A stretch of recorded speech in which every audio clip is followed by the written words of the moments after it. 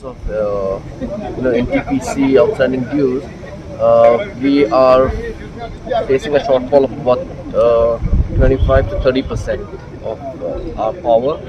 demand, and that is resulting in, if you look at 25% in a 24-hour day, it comes to about 6 hours.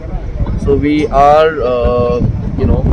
taking into consideration everything and trying to minimize it as much as possible, the load shedding. But having said that, I don't want to really give a particular time or date, because this is a due process, and once this due process is completed, I'm quite hopeful that we'll be able to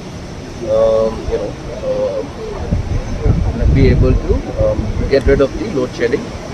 as soon as possible.